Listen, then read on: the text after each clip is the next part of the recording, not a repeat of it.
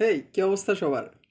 আজকের ভিডিওতে আমি ভার্সিটি বুক লিস্ট নিয়ে কথা বলবো। অবশ্য আমি যে বইগুলো কিনছি জাস্ট আমি ওইগুলোর কথাই বলবো, এই জায়গায় আমি অতিরিক্ত কোনো বইয়ের কথা বলবো না।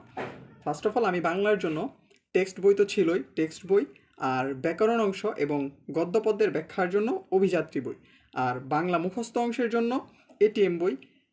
এই তিনটা বই আমি নিছি।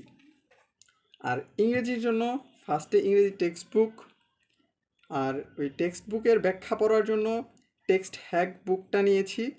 আর ইংরেজি গ্রামার অংশের জন্য কম্প্যাক্ট আমি অবশ্য পড়তেছি, কিন্তু আমাকে অনেকেই মাস্টার বইটা সাজেস্ট করছে, যেটা অনেক মোটা। এই যে আমার কাছে, আমার না, এটা আমার ভাইয়ার মাস্টার বই আমার কাছে আছে।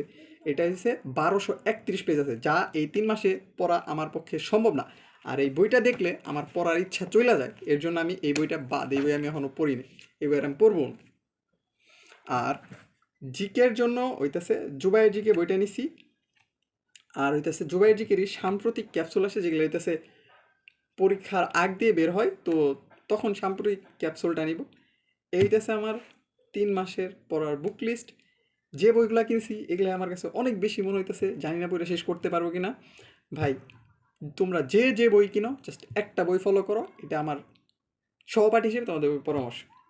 দেখা হবে অন্য কোনো ভিডিওতে। আল্লাহ হাফেজ। আর তোমরা